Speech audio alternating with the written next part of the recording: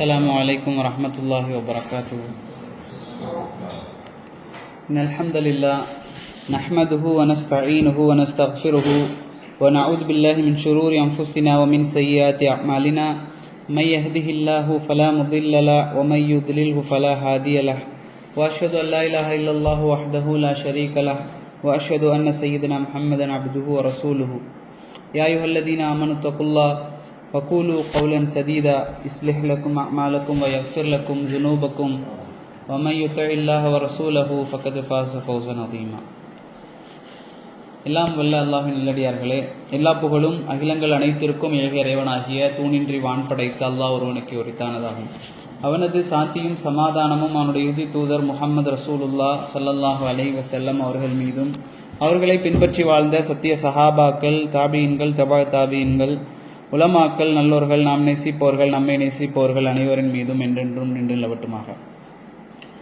ஈமானினுடைய நம்பிக்கைகளில் ஒன்றுதான் இந்த மறுமை சம்பந்தமான நம்பிக்கை. நமக்கு ஈமானுடைய தூண்கள் எத்தனை? அதனுடைய நம்பிக்கைகள். இஸ்லாத்தினுடைய தூண்கள் எத்தனை? 5. ஈமானுடைய தூண்கள் 7. ஆமன்து பில்லாஹி, அல்லாஹ்வை நம்புதல், மலாயிகத்திஹி வ குதுபிஹி வ ரசூலிஹி வல் யௌமில் ஆஹிரி வல் கத்ரி ஹைரிஹி வ ஷர்ரிஹி மினல்லாஹ். 6 தான். இப்போ அல்லாஹ்வை நம்புறது, மலக்குமார்களை நம்புறது, தூதர்களை நம்புறது, அவன் அனுப்பிய வேதங்கள்னா குரான் மட்டும் இல்லை, எல்லா வேதங்களையும் நம்புறது. அதுக்கு பிறகு வல் யௌமில் ஆஹிர், மறுமை நாளை நம்புறது. அதுக்கு பிறகு கலா கதிர், விதி என்பது அல்லாஹ் நாட்டத்தால் நடக்கிறது. அப்படி இதில் ஒன்று தான் என்ன? மறுமை நாள் சம்பந்தப்பட்ட நம்பிக்கை. இப்போ மறுமை நாளினுடைய சம்பவங்கள் நம்ம ஒரு நாள் பார்த்தோம். மறுமை நாளில் என்னெல்லாம் நடக்கும் அப்படிங்கிற சம்பந்தமாக நம்ம இன்னைக்கு பார்க்க போகிறது மறுமைக்கு முன்பாக நடக்கக்கூடிய சம்பவங்கள், முன்னறிவிப்புகள். அல்லாஹ் சுப்ஹானஹு வ தஆலா மனித சமுதாயத்துக்கு எந்த விஷயத்தையும் ஒரு சர்ப்ரைஸாக கொண்டு கொடுக்கவே மாட்டான். இந்த மனித சமூகத்துக்கு அல்லாஹ் ரப்பல் ஆலமீன் எதை செஞ்சாலுமே அதை அறிவிச்சு தான் செய்வான். அதில் ஒன்று தான் அந்த மறுமை நாள் என்பது ஒரு பிரம்மாண்டமான ஒரு நாள். அந்த நாளுக்கு முன்பாக பல முன்னறிவிப்புகளை, அறிகுறிகளை அல்லாஹ் என்ன செய்கிறான்? குர்ஆன்லையும் சுன்னாவிலையும் அல்லாஹ்வுடைய தூதரும் அல்லாஹ் ரப்பல் ஆலமீனும் நமக்கு எடுத்து சொல்கிறாங்க. எதற்காக அப்படின்னு சொன்னால், அந்த நாளுக்கான தயாரிப்புகளை நாங்கள் செஞ்சு கொள்ளணும் அப்படிங்கிறதுக்காக. இதில் 2 விதமாக நாங்கள் பிரிக்கலாம்.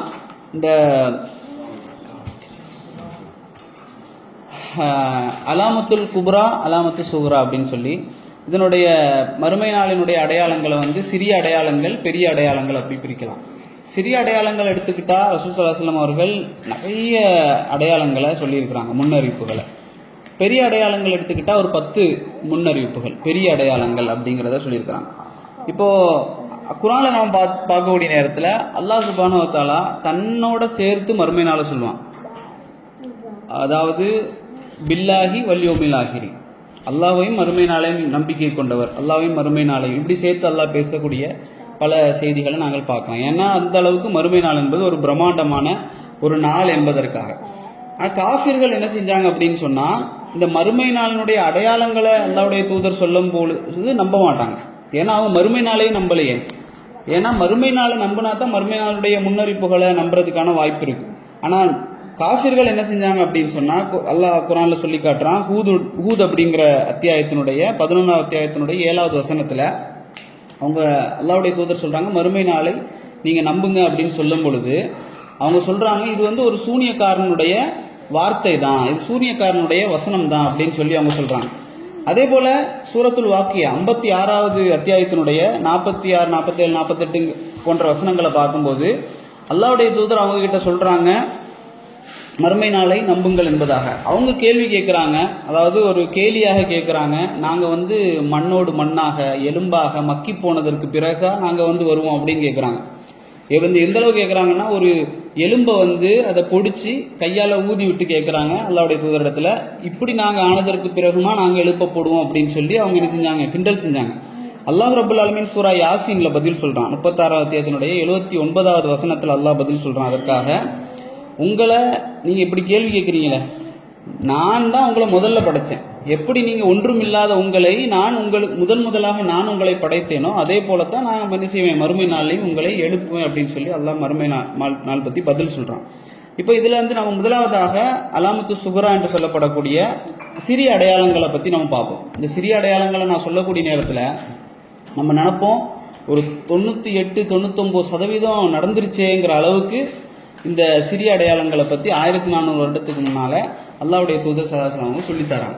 இதுல முதலாவதாக ரசூலுல்லாஹி ஸல்லல்லாஹு அலைஹி வஸல்லம் சொல்றாங்க, நானும் மறுமை நாளும் ஒன்றாக அனுப்பப்பட்டிருக்கோம் நெருக்கமாக அப்படின்னு சொல்லி சொல்றாங்க. அப்ப நபி அவர்களுடைய வருகை என்னதான் மறுமை நாளுடைய அறிகுறி. ஏன் அப்படி சொன்னா, லட்சக்கணக்கான நபிமார்கள் வந்தாங்க. லட்சக்கணக்கான நபிமார்கள் வந்ததுக்கு பின்னால தான் இறுதி தூதரா இறை தூதர் ஸல்லல்லாஹு அலைஹி வஸல்லம் வர்றாங்க. அவங்களுக்கு பிறகு ஒரு இறை தூதர் இல்லை, அதனால அவர்கள் தான் இறுதி தூதர். அதோட முத்திரை குத்தப்பட்டு விட்டது. அதுக்கு பிறகு மறுமை நாள் தான். இந்த அளவுக்கு ரசூலுல்லாஹ்வுடைய நெருக்கம் இருக்குது அப்படிங்கிறத. இரண்டாவது ரசூலுல்லாஹ் சொல்றாங்க, கல்வி உயர்த்தப்படும் அப்படின்னு சொல்றாங்க. கல்வி உயர்த்தப்படும்னா அப்போ சஹாபாக்கள் கேட்குறாங்க எப்படி உயர்த்தப்படும்? அப்போ ரசூலுல்லாஹ் சொல்றாங்க, கல்வி என்பது ஒரேடியாக பூமியிலிருந்து உயர்த்தப்பட்டு விடாது. ஒரேடியாக அல்லாஹ் அந்த கல்வியை உயர்த்தி விட மாட்டான். ரசூலுல்லாஹ் சொல்றாங்க, உலமாக்களுடைய அறிஞர்களுடைய உயிர்களை கைப்பற்றுவதன் மூலமாக கல்வியை அல்லாஹ் உயர்த்தி விடுவான். ஏடுகளில் கல்வி இருக்கும், மனிதர்களின் உள்ளத்தில் கல்வி இருக்காது. எந்த அளவுக்கு ஒரு காலம் இருந்தது, ஷூக்கள் என்ன செய்யப்படும், ரோடுகளில் விற்கப்படும், புத்தகங்கள் பெரிய பெரிய கடைகளில் விற்கப்படும். இன்றைக்கு புத்தகங்கள் ரோடுகளில் விற்கப்படுது, ஷூக்கள் பெரிய பெரிய கடைகளில் விற்கப்படக்கூடிய அளவிற்கு மாறி இருக்கிறது உலகம். அதே போல ரசூலுல்லாஹி ஸல்லல்லாஹு அலைஹி வஸல்லம் சொன்னாங்க, விபச்சாரம் பெருகும். எந்த அளவுக்கு, வீதிகளில் கூவி கூவி அழைக்கக்கூடிய அளவிற்கு. இன்றைக்கு நம்ம ஊர்களில் பார்த்தோம்னு சொன்னா இப்போ பெரும்பாலும் 90% இந்த உலகத்தில் அது விபச்சாரம் என்பது பெருகி வீதிகளில் கூவி கூவி அழைக்கக்கூடிய அளவிற்கு. அதை தடுக்கக்கூடியவர்களை பிடிச்சி ஜெயிலில் போடுவாங்க, ஆனால் அவங்கள எதுவும் செய்ய முடியாத அளவிற்கு இன்றைக்கு உலகம் மாறி இருக்கிறது. அதே போல் ரசூலுல்லாஹி ஸல்லல்லாஹு அலைஹி வஸல்லம் சொன்னாங்க, பெண்கள் ஆடை அணிந்திருப்பார்கள் ஆனால் நிர்வாணமாக இருப்பார்கள். ஆடை அணிந்திருப்பார்கள் ஆனால் நிர்வாணமாக இருப்பார்கள் அப்படின்னு சொல்லி ரசூலுல்லாஹ் சொன்னாங்க. அதே போல கொலை அதிகரிக்கும். நபி அவங்க சொல்றாங்க, கொலை அதிகரிக்கும். எந்த அளவுக்கு, கொல்லப்பட்டவர் எதற்காக கொல்லப்பட்டார்னு அவருக்கு தெரியாது, கொல்றவனுக்கும் தெரியாது நான் ஏன் அவனை கொல்றேன் அப்படின்னு. அந்த அளவிற்கு இன்றைக்கு செய்திகளும் அதிகமாக ஆகிவிட்டது. கஞ்சத்தனம் அதிகரிக்கும் நபி அவங்க சொல்றாங்க. அதே போல ஃபித்னாக்கள் அதிகரிக்கும். ஃபித்னாக்கள் என்பது குழப்பங்கள். இந்த உலகத்தில் குழப்பங்கள் அதிகரிக்கும். எந்த அளவுக்கு, ரசூல் ஸல்லல்லாஹு அலைஹி வஸல்லம் அவங்களும் அவருடைய தோழர்கள் சஹாபாக்களும் ஒரு நாள் நடந்து போய் கொண்டிருக்கிற இடத்துல ஒரு ஆள் இல்லாத ஒரு வீடு, ஒரு கூரை வீடு அங்க இருக்குது. அந்த கூரை வீட்டுக்குள்ள நபி அவங்க பாக்குறாங்க, அந்த கூரை வீட்டுல ஓட்டையா இருக்கு. கூரையில முழுக்க ஓட்டை, தண்ணி மழை தண்ணி வந்தா கொட்டி கீழே வீட்டுக்குள்ள போற அளவுக்கு அந்த ஓட்டைகள் இருக்கு. அப்போ நபி அவங்க சொல்றாங்க சஹாபாக்கள் இடத்துல, இந்த வீட்டினுடைய கூரை நீங்க பாருங்க, இந்த வீட்டுக்குள் மழை பெய்தால் அந்த தண்ணி எந்த அளவுக்கு அந்த வீட்டுக்குள்ள சாரையா கொட்டுமோ அதே போல இந்த உம்மத்திற்கு குழப்பங்கள் சாரை சாரையாக கொட்டுவதை நான் பார்க்கிறேன் அப்படின்னு சொல்லி இறை தூதர் ஸல்லல்லாஹு அலைஹி வஸல்லம் சொல்றாங்க. அந்த அளவுக்கு குழப்பங்கள் இந்த உம்மத்தில் அதிகரிக்கும். அந்த நேரத்தில் முஸ்லிமுடைய சொத்தாக எது இருக்கும் அப்படின்னு சொன்னா ஒரு ஆட்டுக்குட்டி தான் இருக்கும். அவன் என்ன செய்வான், தன்னுடைய ஈமானை பாதுகாத்துக் கொள்ள இந்த ஊரும் வேண்டாம் எதுவும் வேண்டாம்னு சொல்லி ஒரே ஒரு ஆட்டுக்குட்டியை மட்டும் எடுத்துக்கொண்டு ஒரு மலையடிவாரத்தில் போய் ஒதுங்கி அவன் தன்னுடைய வாழ்க்கையை கழித்து கொண்டிருப்பான். அந்த அளவுக்கு இந்த உலகத்தில் குழப்பங்கள் அதிகரிக்கும், ஃபித்னாக்கள் பெருகும் அப்படின்னு சொல்லி நபி அவங்க சொல்றாங்க. ரசூலுல்லாஹ்வுடைய காலத்திற்கு பிறகு நீங்க சஹாபாக்களுடைய காலத்துல பாத்தீங்கன்னா பல யுத்தங்கள் நடக்குது. ஜமல் யுத்தம், சிஃபின் யுத்தம், இப்படி மதீனாவில் ஒரு போர் நடக்குது. இப்படி பல போர்கள் நடக்குது. இதெல்லாம் சஹாபாக்கள் வேண்டும்னு சொல்லி செஞ்ச போர் இல்ல, முனாஃபிக்குகளுடைய அந்த ஒரு விஷயமும் அதே போல தவறான புரிதல்களின் காரணமாக நடந்த யுத்தங்கள். அப்ப ரசூலுல்லாஹி ஸல்லல்லாஹு அலைஹி வஸல்லம் சொல்றாங்க, அந்த நேரத்தில் ஓடுபவனை விட நடப்பவன் சிறந்தவன், அந்த நேரத்தில் நடப்பவனை விட உட்கார்ந்திருப்பவன் சிறந்தவன், உட்கார்ந்திருப்பவனை விட படுத்திருப்பவன் சிறந்தவன் சொல்லி நபி அவங்க சொல்றாங்க. ரசூலுல்லாஹ் குறிப்பாக ஒரு சஹாபி இடத்துல சொல்றாங்க, அந்த நேரத்தில் நீங்க என்ன செய்யுங்க, வீட்டை விட்டு வெளியே போயிடாதீங்க, எந்த போருக்கும் போயிடாதீங்க, வீட்டை விட்டு வெளியே போயிடாதீங்க, வாளை உடையுங்கள் ரசூலுல்லாஹ் சொன்னாங்க. நீங்க வச்சிருக்கக்கூடிய வாளை என்ன செய்யுங்க, உடையுங்க அப்படின்னு சொல்லி சொன்னாங்க. ஏன், தெரியாம கூட போய் சண்டை போட்டுறக்கூடாது, வீட்டுக்குள்ளே இருங்க அப்படின்னு சொல்லி நபி அவங்க சொன்னாங்க. அந்த அளவுக்கு சஹாபாக்களுடைய காலத்திலேயே ஃபித்னாக்கள் என்ன செய்ய ஆரம்பித்து விட்டது, தோன்ற ஆரம்பித்து விட்டது. நபி அவங்க சொன்னாங்க, உமர் ரலியல்லாஹு அன்ஹு அவர்களை பார்த்து, நீங்க யாரு அப்படின்னு சொன்னா இந்த உம்மத்துடைய ஒரு பாபு, ஃபித்னாவுடைய பாபு தான் யாரு, கதவு தான் யாரு, உமர். உமர் கொல்லப்பட்டு விட்டார். ரசூலுல்லாஹி ஸல்லல்லாஹு அலைஹி வஸல்லம் சொல்றாங்க, அந்த உமர் கேட்குறாங்க, அந்த கதவு வந்து உடைக்கப்படுமா திறக்கப்படுமா அப்படின்னு கேட்குறாங்க நபி அவங்க கிட்ட. அந்த கதவு என்பது உடைக்கப்படுமா திறக்கப்படுமா அப்படின்னு கேட்குறாங்க. உடைக்கப்படுமா அப்படின்னா உமர் கொல்லப்படுவாரா, அல்லது உமர் இருக்கும்போதே ஃபித்னா இந்த உம்மத்துக்குள்ளே வருமா? அப்போ ரசூலுல்லாஹி அந்த கதவு உடைக்கப்படும் அப்படின்னு சொல்கிறாங்க. அப்போ உமரோடு ஃபித்னாக்கள் இந்த உம்மத்துக்குள்ளே வர ஆரம்பித்து விட்டது. அதே போல் நபி அவங்க சொன்னாங்க, பூமி தன்னுடைய ஈரலான தங்கம் வெள்ளியை எதனை செய்யும், வெளிப்படுத்தும். அதிகமாக இந்த பூமி தங்கம் வெள்ளியை வெளிப்படுத்தும். யூப்ரட்டிஸ் அப்படிங்கிற அந்த நதி, அந்த நதி வற்றி அதுலேருந்து என்ன செய்யப்படுது, தங்கமும் அந்த மினரல்ஸ் அது என்ன செய்யப்படுது, வெளிப்படுத்தப்பட்டு செல்வம் என்பது பெருகும். நபி அவங்க சொன்னாங்க, அந்த காலத்தில் ஒரு மனிதன் என்பவன் தர்மம் கொடுப்பதற்காக புறப்படுவான். யாருக்கு தர்மம் கொடுக்கறதுன்னு தெரியாது. நம்ம நினைப்போம் இந்த காலம் வந்து இன்னும் வரல அப்படின்னு. அப்படி இல்லை, இந்த காலம் வந்துருச்சு. நம்ம இன்னைக்கு தர்மம் கொடுக்கறதாக இருந்தால் கூட நம்ம தேட வேண்டிய காலம். யாருக்கு கொடுக்கலாம், யாராவது இருக்கிறாங்களான்னு சொல்லுங்க அப்படின்னு சொல்லக்கூடிய அளவிற்கு நான் தர்மம் கொடுக்கணும், பாய் ஜக்காத்து கொடுக்கணும், சதக்கா கொடுக்கணும், யாராக இருந்தால் சொல்லுங்க. அந்த அளவிற்கு செல்வம் என்பது பெருகிவிட்டது. ரசூல் ஸல்லல்லாஹு அலைஹி வஸல்லம் சொன்னாங்க இன்னொரு செய்தியில், ஹராம் ஹலால் என்ன செய்யப்படாது, வியாபாரத்தில் பேணப்படாது. அப்படி ஒரு காலத்தை நீங்கள் எதிர்பாருங்கள். அந்த காலம் வந்தால் மறுமை நாள் நெருங்கி விட்டது என்பதை உறுதி செய்யுங்கள். அதே போல பள்ளிவாசல்கள் அலங்கரிக்கப்படும். பள்ளிவாசல்கள் அலங்கரிக்கப்பட்டு பெருமைக்காக பள்ளிவாசல்கள் என்ன செய்யப்படும், கெட்டப்படும். அங்கு உள்ளங்களில் அலங்காரம் இருக்காது, பள்ளிகளில் அலங்காரம் இருக்கும். அதே போல் அதிகமான பூகம்பங்கள் வரும். இப்படி நபி அவங்க நிறைய செய்திகளை சொன்னாங்க. எதை மட்டும்தான் சொல்லலை அப்படின்னா, இந்த வருஷத்தையும் நாளையும் மட்டும்தான் நபி அவங்க சொல்லாமல் இருந்தாங்களே தவிர வேறு எல்லாத்தையும் சொல்லிட்டாங்க. என்னெல்லாம் வரும், ஈவன் எந்த கிழமையில் வரும் அப்படிங்கிறத ரசூல் ஸல்லல்லாஹு அலைஹி வஸல்லம் சொன்னாங்க. எந்த நாளில் வரும் அப்படின்னு நபி அவங்க சிறிய அடையாளம். அப்போது நபி அவங்க சொன்னாங்க, ஜும்மாவுடைய நாள் என்ற வெள்ளிக்கிழமை நாளில் தான் என்ன செய்யும், அந்த மறுமை நாள் என்பது ஏற்படும். நபி அவங்க அதை சொல்லும் பொழுது அந்த ஹதீஸில் ஆதம் அலைஹிஸ்ஸலாம் அவர்கள் அந்த பிறந்த அந்த உருவாக்கப்பட்ட உயிர் கொடுக்கப்பட்ட அந்த நாள் என்பது வெள்ளிக்கிழமை. அதே போல் அவர்கள் சொர்க்கத்திற்குள் நுழைவிக்கப்பட்டதும் வெள்ளிக்கிழமை, சொர்க்கத்திலிருந்து வெளியேற்றப்பட்டது வெள்ளிக்கிழமை. பாருங்க, ஒரு மனிதனுடைய பிறப்பு தோற்றம் வெள்ளிக்கிழமை தான், முடிகிறதும் வெள்ளிக்கிழமை தான். இப்படி அல்லாஹ் ரப்பல் ஆலமீன் அந்த சிஸ்டத்தை ஆக்கி வச்சிருக்காங்க. அந்த அளவுக்கு நபி அவங்க எல்லாத்தையும் எக்ஸாக்டா சொல்லிட்டாங்க. எந்த அளவு சொன்னாங்கன்னா, அந்த மறுமை நாள் என்பது நீங்க நினைக்கிற மாதிரி ரொம்ப நாளா ஆகும், இந்த மாதிரி இல்லை. நபி அவங்க சொன்னாங்க, அல்லாஹ் குர்ஆன்ல சொல்றான், அந்த இல்முசா அந்த நாள் என்பது ரொம்ப தூரத்தில் இருக்கு அப்படின்னு சொல்லி மனிதர்கள் நினைத்து கொண்டிருக்கிறார்களா, அது கண்ணிமைக்கக்கூடிய நேரத்தில் வந்துவிடும். எந்த அளவிற்கு 2 பேர் வியாபாரம் பேசி கொண்டிருப்பார்கள், அவர்கள் விலை பேசி முடிப்பதற்குள் மறுமை நாள் வந்துவிடும் அப்படின்னு சொல்றாங்க. இன்னொரு செய்தி அல்லாஹ்வுடைய தூதர் சொல்றாங்க, ஒரு மனிதன் தண்ணீர் எடுத்துக்கொண்டு அதை ஊற்றுவதற்காக சென்று கொண்டிருப்பான், அவன் ஊற்றுவதற்கு முன் மறுமை நாள் வந்துவிடும்.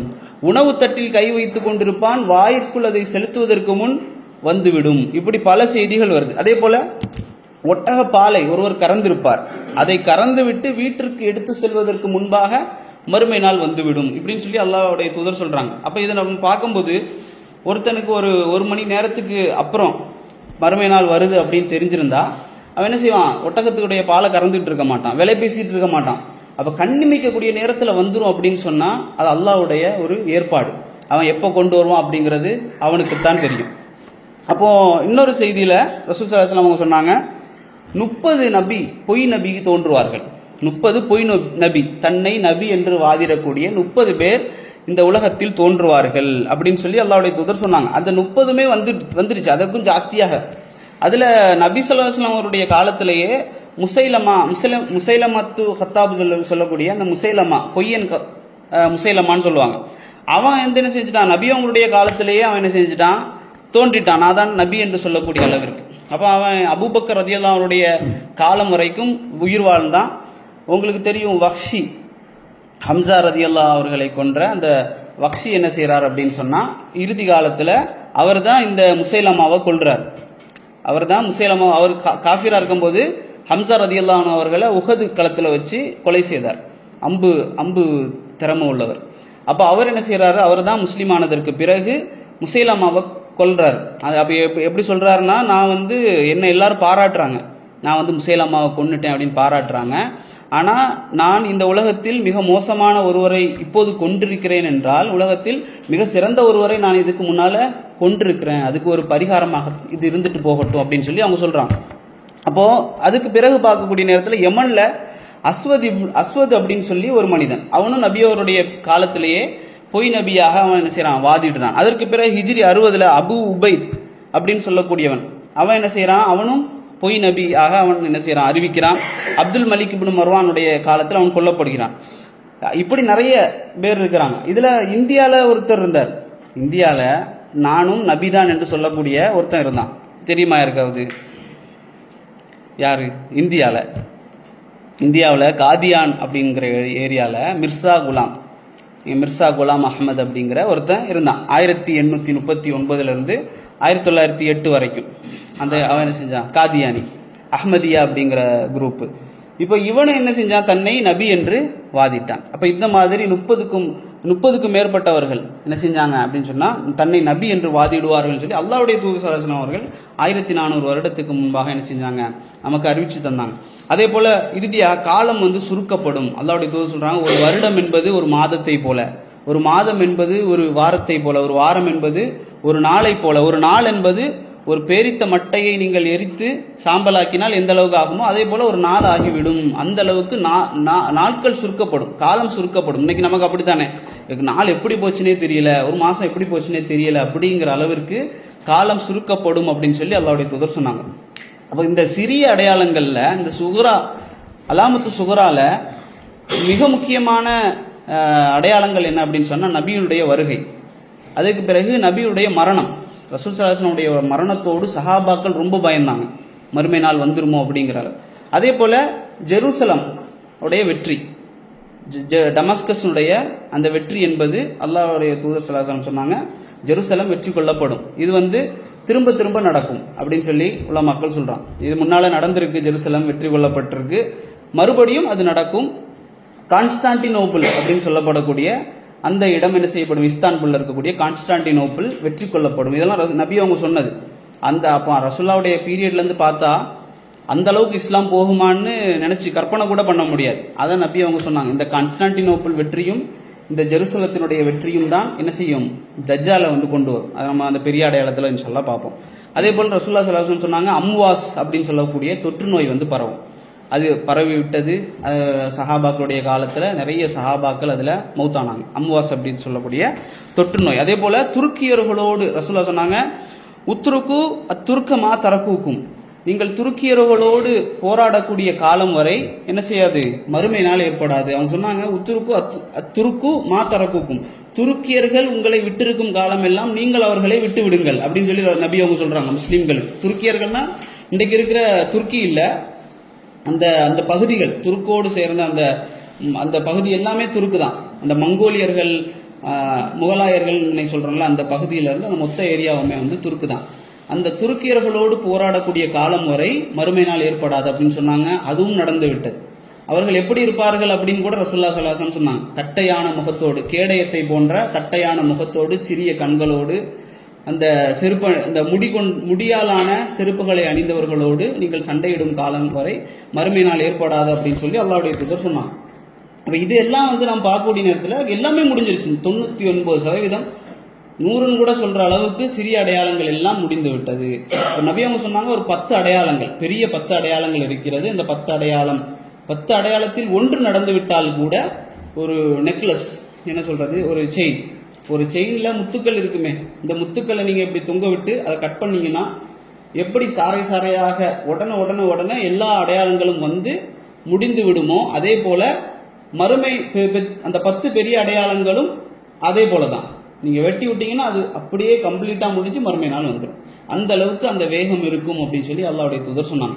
அந்த 10 அடையாளங்களை நாம பார்க்கக்கூடிய நேரத்தில் ஒன்று தஜ்ஜால், இன்னொன்று ஈசா அலைஹிஸ்ஸலாம், தஜ்ஜாலுடைய வருகை, ஈசா அலைஹிஸ்ஸலாம் அவருடைய வருகை, யஜூஜ் மஜூஜ் உடைய வருகை, அதே போல 3 பூகம்பங்கள், வெஸ்ட்ல, ஈஸ்ட்ல, அரேபியன் பெனின்சுலா, இந்த 3 இடங்கள்ல 3 இந்த பூகம்பங்கள், அதே போல ஒரு புகை மூட்டம், அடுத்ததாக சூரியன் வந்து மேற்கிலிருந்து மாறி உதிக்கிறது, அடுத்ததாக ஒரு பேசக்கூடிய பிராணி, ஒரு பீஸ்ட் வரும்.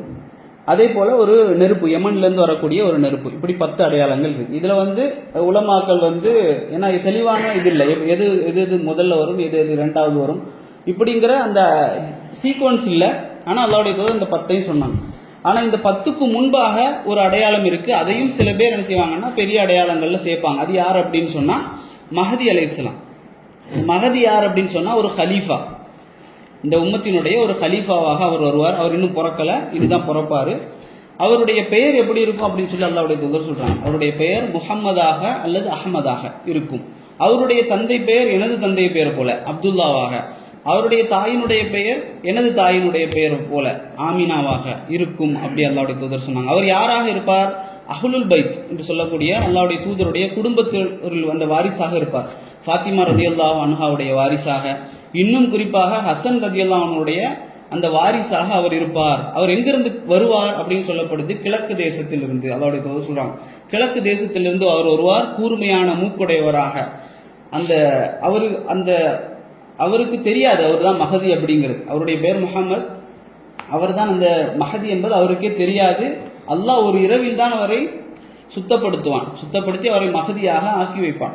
அப்போ அது அவர் எப்போ வெளிப்படுவார் அப்படின்னு சொன்னா, ஒரு அரசர்களுக்கு மத்தியில, ஒரு அரசனுடைய 3 பிள்ளைகளுக்கு மத்தியில ஒரு குழப்பம் ஏற்பட்டு அவர்களுக்கு இடையில போர் ஏற்படும். இந்த போர் மிகப்பெரிய ஒரு போராக உருமாறி உலகம் முழுக்க ஒரு மல்ஹமா என்று சொல்வார்கள். சில பேர் அந்த மல்ஹமாவை 3rd வேர்ல்டு வார்னு சொல்லுவாங்க, 3வது உலக போர் அப்படின்னு சொல்லுவாங்க. இது பெரிய போர். இந்த போர்ல அல்லாஹ்வுடைய தூதர் சொல்றாங்க 80 கொடிகளுக்கு கீழாக காஃபிர்கள் ஒன்று கூடுவார்கள். 80 கொடிகளுக்கு கீழாக காஃபிர்கள் ஒன்று கூடுவார்கள். முஸ்லிம்கள்ல அந்த கூட்டம் ஒரு பக்கத்துல நிற்கும். அதுல 3ல் ஒரு பகுதியினர் ஓடி விடுவார்கள் பயந்து. அதில் 3ல் ஒரு பகுதியினர் ஓடி விடுவார்கள், 3ல் ஒரு பகுதியினர் கொல்லப்பட்டு விடுவார்கள், 3ல் ஒரு பகுதியினர் வெற்றி பெறுவார்கள். அப்ப அந்த முஸ்லீம் படை வெற்றி பெறும். அந்த படையினுடைய ஹலீஃபாவாக யார் இருப்பார் அப்படின்னு சொன்னா இந்த மஹதி அலைஹிஸ்ஸலாம் அவர்கள் இருப்பார்கள். அல்லாஹ்வுடைய தூதர் சொல்றாங்க, நீங்கள் மஹதியினுடைய காலத்தை அடைந்து விட்டால், அந்த செய்தி உங்களுக்கு கேட்டுருச்சு அப்படின்னு சொன்னா, பனிக்கட்டிகளில் தவழ்ந்து சென்றாவது நீங்கள் அவரிடத்தில் பையத் செய்யுங்கள் அப்படின்னு சொல்லி இறை தூதர் சொன்னாங்க. இன்றைக்கு நிறைய பேர் என்ன செய்வாங்க அப்படின்னு சொன்னா, நிறைய பேர் மஹதி, நான் மஹதி என்று வாதிட்டு கொண்டு இருந்தார்கள். அப்போ அல்லாஹ் என்ன செய்ய மாட்டான் அப்படின்னு சொன்னா, நம்ம தேடி போய் கண்டுபிடிக்க கூடிய அளவுக்கு இந்த மஹதியை வைக்க மாட்டான் என்ற ஒரு பெரிய அடையாளம் அல்லாஹ் வெளிப்படையாக அறிவித்து கொடுப்பான். இந்த மஹதி சம்பந்தமாக சவுதி அரேபியானுடைய காபால கூட ஒரு அட்டாக் நடந்துச்சு. 1960 சம்திங், நான் பார்த்து சொல்றேன், மறந்துருச்சு. ஒரு அட்டாக் நடந்துச்சு. ஒரு மனிதன் அவனுடைய ஆள் பலத்தோடு கூட்டிட்டு மறைமுகமாக துப்பாக்கிகளை எல்லாம் கொண்டு போய் காபத்துல்லாக்குள்ள அவன் என்ன செய்யறான், நான் தான் மஹதின்னு அறிவிச்சு, இப்போ ஒரு 100 வருடத்துக்கு முன்பாக அவன் அறிவித்து கிட்டத்தட்ட ஒரு வாரம் 2 வாரத்துக்கு எதுவுமே நடக்கல, தவாஃப் நடக்கல, எதுவுமே நடக்கல. அந்த அளவுக்கு அவன் அட்டூழியம் செஞ்சு மக்களை கொன்று, அதுக்கு பிறகு சவுதி அரசாங்கம் என்ன செஞ்சு அப்படின்னு சொன்னா அவனை கைது பண்ணி அவனை கொன்றுச்சு. இப்போ இந்த மாதிரி நிறைய பேர் தோன்றுவார்கள். ஆனால் இவர்கள் எல்லாம் என்ன பொய்யான மகதிகள். அல்லாஹ் ரப்புல் ஆலமீன் ஏற்படுத்தக்கூடிய அந்த மகதி என்பவர் வெளிப்படையாக இருப்பார். அப்ப அவருக்கு பையத் செய்யுமாறு அல்லாஹ்வுடைய தூதர் சொன்னாங்க. அவருடைய காலத்தில் அல்லாஹ்வுடைய தூதர் சொல்றாங்க, மழை அதிகமாக கொட்டும், செல்வம் இந்த உம்மத்திற்கு பெருகும், 7 அல்லது 8 வருடம் இவர் ஹலீஃபாவாக இருப்பார். இவர் அந்த ஜெருசலம், கான்ஸ்டான்டினோப்பிள் எல்லாம் வெற்றி கொள்ளப்பட்ட அந்த சமயத்துல தான் என்ன செய்வான், தஜ்ஜால் வெளிப்படுவான். தஜ்ஜால் வெளிப்படக்கூடிய நேரத்தில் முஸ்லீம்கள் எல்லாரும் எங்க இருப்பாங்க அப்படின்னு சொன்னா, மதீனாவிலிருந்து மக்காவிலிருந்து வெளியேறி நிறைய முஸ்லீம்கள் என்ன செய்வாங்கன்னா ஷாம் தேசத்தில் இருப்பார்கள். அவர்களுக்கு முதலாவதாக அறிவிக்கப்படும் இந்த மாதிரி தஜ்ஜால் வெளிப்பட்டு விட்டான் அப்படின்னு சொல்லி. அப்போ உடனே என்ன செய்வாங்கன்னா பயந்து வீட்டுக்கு வந்துருவாங்க, மதீனா இந்த மாதிரி ஊர்களுக்கு வந்துருவாங்க. ஆனா அது தவறான செய்தி. 2வது ஒரு அறிவிப்பு வரும், தஜ்ஜால் வெளிப்பட்டு விட்டான் அப்படின்னு. அப்ப அது உண்மையான செய்தியாக இருக்கும். அப்ப இந்த தஜ்ஜால் என்பவன் எப்படிப்பட்டவன் அப்படின்னு சொல்லி அல்லாஹ்வுடைய தூதர் சொல்றாங்க, ஆதம் அலைஹிஸ்ஸலாம் அவனுடைய காலம் தொடக்கம் உலக நாள் அழிவு வரை இவனை போல ஒரு பெரிய ஒரு குழப்பம் கிடையாது. அந்த அளவுக்கு மிக மோசமான நாளாக இருக்கும். அல்லாஹ்வுடைய தூதர் சொன்னாங்க, அவன் 40 நாட்கள் இந்த பூமியில் தங்குவான். அதனுடைய முதல் நாள் ஒரு வருடத்தை போல, ஒரு நாள் இருக்கிறது ஒரு வருஷத்தை மாதிரி இருக்கும். இரண்டாவது நாள் ஒரு மாதத்தை போல இருக்கும், மூன்றாவது நாள் ஒரு வாரத்தை போல, அதற்கு பிறகு வரக்கூடிய நாள் முதல் 40வது நாள் வரை நாட்களை போல இருக்கும் அப்படிங்கிற மாதிரி ரசூல் ஸல்லல்லாஹு அலைஹி வஸல்லம் சொன்னான். எந்த அளவிற்கு நூஹ் அலைஹிஸ்ஸலாம் காலம் தொட்டு நான் வரை அவனை பற்றி எச்சரிக்காத எந்த நபிமாரும் இருந்ததில்லை அப்படின்னு சொல்லி அல்லாஹ்வுடைய தூதர் சொல்றான். அந்த அளவுக்கு மிக மோசமான ஒரு மனிதன் தான் அவன். யாரு? இந்த தஜ்ஜால். இப்போ இந்த தஜ்ஜாலினுடைய வருகை எங்கிருந்து இருக்கும் அப்படின்னு சொல்லக்கூடிய நேரத்தில் அல்லாஹ்வுடைய தூதர் சொன்னாங்க, குராசான் என்று சொல்லக்கூடிய அந்த இடத்திலிருந்து அவன் புறப்படுவான். அது வந்து ஈஸ்ட்ல இருக்கு. அல்லாஹ்வுடைய தூதர் அங்கதான் கை காணிச்சாங்க அவன் இருக்கக்கூடிய இடம். அந்த குராசான்ல இருந்து இஸ்ஃபஹான் அல்லது அஸ்ஃபஹான் என்று சொல்லக்கூடிய அந்த இடத்திற்கு அவன் வருவான். அஸ்ஃபஹான் என்பது இன்றைக்கு இருக்கக்கூடிய ஈரானினுடைய ஒரு மைய இடத்தில் இருக்கக்கூடிய அந்த பகுதி.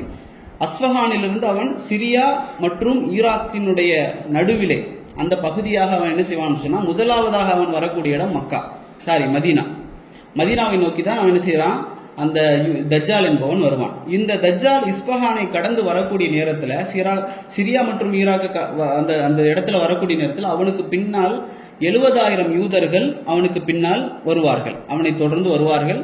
இன்னும் நீங்க பாத்தீங்கன்னா அந்த இஸ்ஃபஹான் என்கிற இடத்துல யூதர்கள் அவனுக்காக காத்துக்கிட்டு இருக்கிறாங்க. அவர்கள் போடக்கூடிய அந்த ஆடை அது வந்து முடியாலான ஆடை, முடியாலான செருப்புகள் அவர்கள் அணிந்திருப்பார்கள். இப்படி அவங்க இன்னுமே என்ன செய்யறாங்க, தயாராகி கொண்டு இருக்கிறார்கள். 2000 ஆண்டு வந்துச்சுல்ல, 2000 அப்படிங்கிற வருஷம் வந்தப்போ கூட அவங்க பெரிய ஒரு ஃபங்க்ஷன் எல்லாம் எடுத்து 2000 தான் தஜ்ஜால் வருவான்னு அவங்க எதிர்பார்த்தாங்க. அந்த அளவுக்கு அவர்கள் எதிர்பார்த்து கொண்டு இருக்கிறார்கள். அவர்களுக்கு எப்போ வருவான்னு அவர்களுக்கும் தெரியாது. அல்லாஹ்வுடைய தூதர் சொன்னாங்க, அவன் வந்துட்டான், என்னுடைய பீரியட்ல அவன் வந்தான்னா அவனை பற்றி நான் பார்த்துக்கொள்வேன், உங்களை நான் அவனிடத்திலிருந்து பார்த்துக் கொள்வேன். நான் சென்ற பிறகு அவன் வந்தான், என்னால் எதுவும் செய்ய முடியாது, ஒவ்வொருவரும் தங்களை பற்றி பாதுகாத்துக் கொள்ளுங்கள் அப்படின்னு சொல்லி இறை தூதர் சொன்னாங்க. அதுக்கு நம்ம கற்றுத்தந்தது வந்து அல்லாஹ்வுடைய தூதர் சூரத்து காஃபினுடைய முதல் 10 ஆயத்துக்களை நீங்கள் மனனம் செய்து கொள்ளுங்கள் அப்படின்னு சொல்லி அல்லாஹ்வுடைய தூதர் சொன்னாங்க. சூரா காஃபினுடைய முதல் 10 வசனங்களை மனனம் செய்து கொள்ளுங்கள், அது தஜ்ஜால் இடத்திலிருந்து உங்களை பாதுகாக்கும் அப்படின்னு சொன்னாங்க. இன்னும் சொன்னாங்க, தஷஹத், அதாவது தொழுகையினுடைய கடைசி இருப்பு இருக்கு இல்லையா, அத்தஹியாத்தினுடைய இருப்புல அல்லாஹ்வுடைய தூதர் தஜ்ஜால் இடத்திலிருந்து பாதுகாக்கக்கூடிய துவாவையும் அதிகப்படியாக நமக்கு சொல்லி தந்திருக்காங்க. அதையும் நாம் என்ன செய்யணும், மனனம் பண்ணி அல்லாஹ்வுடைய தூதர் அது சொல்லாம விட்டதே இல்லை அப்படின்னு சொல்லக்கூடிய அளவிற்கு அல்லாஹ்வுடைய தூதர் எல்லா தொழுகையிலும் அவனுக்கு நம் பாதுகாப்புக்காக அல்லாஹ்வுடைய தூதர் துவா செஞ்சாங்க. அப்ப இந்த தஜ்ஜால் என்பவன் வரக்கூடிய நேரத்துல அவனை பத்தி அல்லாஹ்வுடைய தூதர் அப்படியே விளக்குறாங்க. அதாவது இந்த மஹதி அலைஹிஸ்ஸலாமுடைய காலத்துல தஜ்ஜால் வந்து விட்டானா அப்படின்னு பார்க்கறதுக்காக சில குதிரை வீரர்களை அவர் அனுப்புவார். ரசூலுல்லாஹ் சொல்றாங்க, அந்த குதிரை வீரர்கள் யார் யார், அவருடைய தந்தையினுடைய பெயர் என்ன, அவர்கள் என்ன குதிரை வைத்திருப்பார்கள் என்பது கூட எனக்கு தெரியும் அப்படின்னு சொல்லி அல்லாஹ்வுடைய தூதர் சொன்னாங்க. இப்போ இந்த தஜ்ஜாலுடைய தோற்றத்தை பற்றி ரசூலுல்லாஹ் சொல்லக்கூடிய நேரத்தில் அவனுடைய வலது கண் குருடாக இருக்கும், ஒரு காய்ந்த திராட்சை பழத்தை போல அவனுடைய வலது கண் குருடாக இருக்கும். ஒற்றை கண்ணன் அப்படின்னு சொல்லும்போது சில பேர் இந்த நெத்தியில கண் இருக்கும் அப்படின்னு சொல்லிடுவாங்க. அப்படி இல்லை, 2 கண் இருக்கும். ஒற்றை கண் குருடு, திராட்சை போல, காய்ந்த திராட்சை போல இருக்கும். இன்னொரு கண், இடது கண் எப்படி இருக்கும் அப்படின்னு சொன்னா பச்சை கண்ணாடி போல இருக்கும், அதுல அவனுக்கு கண்ணு தெரியும். அதே போல அவனுக்கு இந்த வலது கண்ணுக்கு கீழாக மூக்கோடு ஒட்டி ஒரு சதை துண்டு இருக்கும். எந்த அளவுக்கு ரசூலுல்லாஹ் சொல்றாங்க பாருங்க, அவன் எப்படி இருப்பான் அப்படின்னு. சதை துண்டு இருக்கும். அவனுடைய முடி எப்படி இருக்கும் அப்படின்னு சொன்னா அலை அலையாக சுருள் முடி கொண்டவனாக அவன் இருப்பான். வெள்ளை தோல் உடையவனாக இருப்பான். நல்ல உடல் பருமனானவனாக இருப்பான். அதே போல அவனுடைய நெற்றி வந்து விசாலமான நெற்றியாக இருக்கும். அவனுடைய 2 கண்ணுக்கும் நடுவிலே இருக்கக்கூடிய இடத்தில் காஃபிர் என்று எழுதப்பட்டிருக்கும், இறை மறுப்பாளன் என்று எழுதப்பட்டிருக்கும். உலகத்தில் இருக்கக்கூடிய எழுத படிக்க தெரியாத எல்லோரும் அதை வாசிக்கக்கூடிய அளவிற்கு அல்லாஹ் ரப்புல் ஆலமீன் அந்த எழுத்தை வைத்திருக்கிறான் அப்படின்னு சொல்லி ரசூலுல்லாஹ் சொன்னாங்க. இதுல சில மூட நம்பிக்கைகள் இருக்கு. நம்முடைய ஊர்ல எல்லாம் அவன் வந்து ரொம்ப பெருசா இருப்பான், கடல்ல நடந்தா கணுக்கால் வரைக்கும் தான் தண்ணி இருக்கும். உண்மையாவே அது அந்த மீன் கடல்ல இருந்து மீனை எடுத்து சூரியன்ல சுட்டு சாப்பிடுவான், இப்படி எல்லாம் சொல்லுவாங்க. அப்படி இல்லை, ஒரு மனிதன் எந்த அளவுக்கு இருப்பானோ அந்த அளவுக்கு தான் இருப்பான். அப்ப இந்த தஜ்ஜால் என்பவன் இனிதான் வானத்திலிருந்து இறங்குவானா அல்லது தோன்றுவானா அப்படின்னா இல்லை, அவன் ஆல்ரெடி தோன்றிவிட்டான். தமீமுத்தாரி என்று சொல்லக்கூடிய அந்த சஹாபி மட்டும்தான் என்ன செய்யிருக்காரு, அவரும் அவருடைய தோழர்களும் அவனை பார்த்திருக்கிறாங்க. தஜ்ஜாலை பார்த்த ஒரு கூட்டம் என்பது அவர்கள் தான். அப்ப எப்படி அது சம்பவம் நடக்குது அப்படின்னு சொன்னா, அவர் வந்து ஒரு 30 பேரோடு அவர் ஒரு கப்பல் பயணம் செய்யக்கூடிய நேரத்துல அந்த கப்பல் வந்து நல்ல புயல் அடிச்சு கரை ஒதுங்குது. எங்க கரை ஒதுங்குதுன்னு அவங்களுக்கே தெரியாது. அப்படி கரை ஒதுங்கின உடனே அவங்க ஒரு தீவுக்கு போய் சேர்றாங்க. அந்த தீவுக்கு போய் இறங்கினவுடன் அங்க வந்து ஒரு பிராணி வருது. அந்த பிராணியை பத்தி அவங்க சொல்றாங்க, அதனுடைய முகம் எது, அதனுடைய மலைப்பகுதி எது என்று தெரியாத அளவுக்கு முடியினால் அது சூழப்பட்டிருந்தது. அப்போ அவங்க சொல்றாங்க, நாசமா போ அப்படின்னு சொல்லுவாங்க. அப்போ அந்த வார்த்தையை அதிகமாக அந்த அரபிகள் பயன்படுத்துவாங்க. நாசமா போக நீ வந்து என்னன்னு சொல்லு அப்படின்னு சொன்னாங்க. உடனே அது சொல்லிச்சு, நான் ஜஸ்ஸாசா. அது பேசுது, அந்த பேசக்கூடிய பிராணி அது என்ன செய்யுது, நான் ஜஸ்ஸாசா அப்படின்னு சொல்லுது. அப்போ அது சொல்லுது, நீங்க என்னோட வாங்க, இங்க ஒரு மனிதர் இருக்கார், அவரை நீங்க சந்திங்க அப்படின்னு சொல்லுது. அப்ப அந்த மனிதர் 30 பேரையும் அந்த தமிமுத்தார், இவங்க எல்லாம் யார் அப்படின்னு சொன்னா கிறிஸ்தவர்கள், முஸ்லீம்கள் இல்லை, இவர்கள் கிறிஸ்தவர்கள். அதுக்கு பின்னாடியே போறாங்க. போன உடனே அங்க போய் பாக்குறாங்க, அவன் வலது கை இடது கை கட்டப்பட்டு, கால்கள் கட்டப்பட்டு, கழுத்து நெஞ்சோடு சேர்த்து சங்கிலியால் அவன் கட்டப்பட்டு இருக்கிறான். அப்ப அவனை பார்த்த உடனே அவங்க சொல்றாங்க, அவன் கேட்கிறான் இவங்க கிட்ட, நீங்க யார் அப்படின்னு சொல்லி கேட்கிறான், நீங்கள் அரபிகளா அப்படின்னு. அவங்க சொல்றாங்க, நான் அரபுகள், நாங்கள் அரபுகள் அப்படின்னு சொல்றான். உடனே அவன் கேட்கிறான், பைசான் அப்படிங்கிற தோட்டம் அங்க இருக்குது இல்ல? ஆமா இருக்குது. அங்க வந்து விளைச்சல் கொடுக்குதா, அந்த தோட்டம் விளைச்சல் கொடுக்குதா அப்படின்னு கேட்கிறான் அவன். இவங்க சொல்றாங்க, ஆமா அல்ஹம்துலில்லாஹ் விளைச்சல் கொடுக்குது அப்படின்னு. ரெண்டாவது அவன் கேட்கிறான், தபர்ரியா அப்படிங்கிற அந்த ஆறும், அதே போல ஜுகர் அப்படிங்கிற அந்த ஆறு குளம் எல்லாம் அங்க இருக்குதா, தண்ணி இருக்குதா அப்படின்னு சொல்லி கேட்கிறான். உடனே இவங்க சொல்றாங்க, ஆமா அங்க நிறைய தண்ணி இருக்கு, அதுலதான் நாங்கள் விவசாயம் செய்யறோம் அப்படின்னு சொல்லி. அவன் அதுக்கப்புறம் அவன் சொல்றான், இதெல்லாம் இல்லாமலாகக்கூடிய ஒரு காலம் வரும் அப்படின்னு சொல்றான். அதுக்கு பிறகு கேட்கிறான், உம்மி நபி தோன்றி விட்டாரா, அவர் பத்தின செய்தி என்ன அப்படின்னு சொல்லி. உம்மி நபின்னு கேட்ட உடனே இவங்க சொல்றாங்க, ஆமா தோன்றி விட்டார், முகமது என்று ஒரு நபர், ஒரு இறை தூதர் தோன்றி இருக்கிறார். இவர் வந்து கிறிஸ்டியன். அவர் சொல்றாரு தோன்றி விட்டார் அப்படின்னு. இவங்க சொல்றாங்க, இவங்க கேட்கிறான், அவனுக்கும் அரபுகளுக்கும் மத்தியில் என்ன நடக்குது அப்படின்னு சொல்லி. அப்போ சொல்ல, அடிக்கடி சண்டை நடக்குது, அவர் வெற்றி பெற்று விட்டார், அவர் வந்து இருக்கிறாரு அப்படின்னு சொல்லி. அப்போ இவன் சொல்றான், நீங்கள் உண்மையான்னு கேட்கிறான். நீ சொல்றது உண்மையா அப்படி? ஆமா உண்மைதான் அப்படி சொன்னான்னு அவன் சொல்றான். அவரை நீங்கள் பின்பற்றினால் நலம் பெறுவீர்கள் அப்படின்னு அவன் சொல்றான். தஜ்ஜால், நீங்க அவனை பின்பற்றினீங்கன்னா நல்லா இருப்பீங்க அப்படின்னு சொல்லிக்கிட்டு அவன் சொல்றான், இப்ப நான் யார் என்று உங்களுக்கு அறிவிக்கிறேன், நான் தான் தஜ்ஜால். நான் அல்லாஹ் எனக்கு எப்போ அனுமதி தரானோ அப்போ நான் வெளிப்படுவேன். இந்த உலகத்தில் 40 நாட்கள் தங்குவேன், நான் கால் வைக்காத இடம் இருக்காது. உலகத்தில் அவன் கால் வைக்காத இடம் இருக்காது. அந்த அளவிற்கு அவன் 40 இரவுகளில் 40 நாட்களில் எல்லா இடத்தையும் சுற்றி வந்து விடுவான், மக்காவையும் தைபாவையும் தவிர. அவன் சொல்றான், மக்காவையும் தைபாவையும் தவிர அப்படின்னு சொல்றான். அப்ப ரசூல் ஸல்லல்லாஹு அலைஹி வஸல்லம் அவர்கள் இது என்ன அப்படின்னு சொன்னா, ரசூல்லா என்னெல்லாம் சஹாபாக்கள்கிட்ட சொல்லி இருந்தாங்களோ அதையெல்லாம் இந்த தமீமுத்தாரி சொல்றாரு. அப்ப ரசூல்லா இதை மிம்பர்ல நின்று சொல்றாங்க சஹாபாக்கள் இடத்துல, தமீமுத்தாரி இதையெல்லாம் என்கிட்ட சொன்னாரு அப்படின்னு சொல்லி. அப்ப தமீமுத்தாரி இதையெல்லாம் சொன்னார் அப்படின்னு சொல்லி சொல்லும் பொழுதுதான் இந்த வார்த்தையை சொல்றாங்க, அவன் சொன்னானா மக்காவையும் தைபாவையும் தவிர நான் வேற எல்லா இடத்துக்கும் போவேன் அப்படின்னு சொல்லி. அப்ப ரசூல்லா சொன்னாங்க, 3 முறை அவருடைய அந்த கோலால கம்பால இந்த பூமி எப்படி 3 முறை தட்டி, இதுதான் தைபா, இதுதான் தைபா, இதுதான் தைபா அப்படின்னு சொன்னாங்க. மதீனாவர் சொல்றாங்க, மதீனால இருந்துட்டு சொல்றாங்க, இதுதான் தைபா, நான் உங்களுக்கு அறிவித்தேனா இல்லையா, தஜ்ஜாலை பத்தி என்னவெல்லாம் உங்களுக்கு அறிவித்தேனோ அதையெல்லாம் அவர் சொன்னார் அப்படின்னு சொல்லி சொன்ன உடனே அந்த தமீமுத்தாரி இஸ்லாத்துக்கு வர்றார். தமீமுத்தாரி அதுக்கு பிறகுதான் இஸ்லாத்துக்கு வர்றார். தஜ்ஜால் மூலியமாக இஸ்லாத்துக்கு வந்தவர் அந்த தமீமுத்தாரி ரலியல்லாஹு அன்ஹு. அப்ப அவன் என்ன செய்யறான் அப்படின்னு சொன்னா, அவன் இப்படிப்பட்ட உருவம் கொண்டவனாக இருப்பான். அவன் கிளம்பி வரக்கூடிய நேரத்துல, சிரியாவிலிருந்து ஈராக் வழியாக கிளம்பி வரக்கூடிய நேரத்துல அவன் வந்து மழை வந்து அதிகமாக பொழிவிப்பான். அவன் வருவதற்கு 3 வருடமாக மழையே பெய்யாது. 3 வருடத்துல முதல் வருடம் அல்லாஹ் சொல்வான், மலைக்கு கட்டளை இடுவான், 3இல் 1 பகுதி மட்டும்தான் பெய்யணும் அப்படின்னு சொல்லி. அவன் வருவதற்கு 2வது வருடம் என்ன ஆகும் அப்படின்னு சொன்னா, 3இல் 2 பகுதி பெய்யாது மழை. அந்த கடைசி வருடம் அவன் வருவதற்கு முன்பான கடைசி வருடம் மழையே பெய்யாது. மிகவும் வறண்ட பூமியாக உலகம் மாறிவிடும். அவன் வந்ததற்கு பிறகு அவன் சொல்லுவான், மழையை பொழிவிக்க செய் அப்படின்னு சொல்லுவான், மழை பொழியும். அதே போல பயிர்களை முளைவிக்க சொல்வான், பயிர்கள் முளைவிக்கும். அதற்கு பிறகு மனிதன் என்ன செய்வான், மதீனாவிலிருந்து ஒரு நபர் வருவார். மதீனாவிலிருந்து ரசூலுல்லாஹ் சொல்றாங்க, அவர் அன்றைய நாளில் சிறந்த மனிதராக இருப்பார். மதீனாவிலிருந்து அந்த மனிதன் வெளியே வருவான். இவன் என்ன செய்வான் அப்படின்னு சொன்னா, உஹதுல தான் வந்து நிற்பான். உஹதுல வந்து நின்றுட்டு மதீனாவை நோக்கி நாம் செல்வோம் அப்படின்னு சொல்லி மதீனா உஹது பகுதி வழியாக மதீனாவுக்குள்ள நுழையக்கூடிய நேரத்தில் அங்கு 7 கதவுகள் இருக்கும். அன்றைக்கு மதீனாவுக்கு 7 நுழைவாயில்கள் இருக்கும். 7 நுழைவாயில்களையும் மலக்குமார்கள் நிற்பார்கள். அவன் மதீனாவுக்குள்ள நுழைய முடியாது. அன்றைக்கு மதீனா என்ன செய்யும் அப்படின்னு சொன்னா, யாரெல்லாம் முனாஃபிக்குகளோ கெட்டவர்களோ அவர்கள் எல்லாத்தையும் மதீனா வெளியே தள்ளிடும். அது எப்படி தள்ளும் என்பது அல்லாஹ் அறிந்தவர். வெளியே தள்ளிவிடும். அப்போ அந்த தஜ்ஜால் என்பவன் அந்த மதீனாவுக்குள்ளாக என்ன செய்ய முடியாது, நுழைய முடியாது. அன்றைக்கு முஸ்லிம்களும் என்ன செய்வாங்கன்னா, ஒவ்வொரு முஸ்லீமும் தன்னுடைய வீட்டிற்கு சென்று மனைவி, பிள்ளை, பெண் பிள்ளை, மனைவி, பெண் பிள்ளை, சகோதரி போன்ற பெண்களை எல்லாம் சங்கிலியால கட்டி வைப்பார்கள். ஏன்னு சொன்னா அவர்கள் தான் அதிகமாக அவனுக்கு பின்னால் செல்லக்கூடியவர்களாக இருப்பார்கள் அப்படின்னு சொல்லி அல்லாஹ்வுடைய தூதர் சொன்னான். அப்ப இவன் வந்து அப்போ மதீனாவுக்கு போவான், மக்காவுக்கு போவான், போக முடியாது. மலக்குமார்கள் அவனுடைய முகத்தை திருப்பி விடுவார்கள். திருப்பி விட்ட உடனே அவன் நேரம் எங்க போவான் அப்படின்னு சொன்னா ஷாமுக்கு போவான். அங்க என்ன இருக்கு, பைத்துல் முகத்தஸ், அதுவும் வெற்றி கொள்ளப்பட்டாச்சு, முஸ்லீம்கள் கையில் இருக்கு. அங்கே போகக்கூடிய நேரத்தில் அங்கே யார் இருப்பாங்க அப்படின்னு சொன்னால் இந்த மஹதி அலைஹிஸ்ஸலாம், நம்ம சொன்னோம்ல மஹதி, அந்த இமாம் மஹதி அவங்க அங்கே இருப்பாங்க. அங்கே இருக்கக்கூடிய நேரத்தில் இவன் அங்கே தான் போவான். அங்கே முஸ்லீம்கள் அந்த கோட்டைக்குள்ளே இருப்பாங்க, அடைத்து கொண்டு இருப்பார்கள், கதவுகளை அடைத்து கொண்டு இருப்பார்கள்.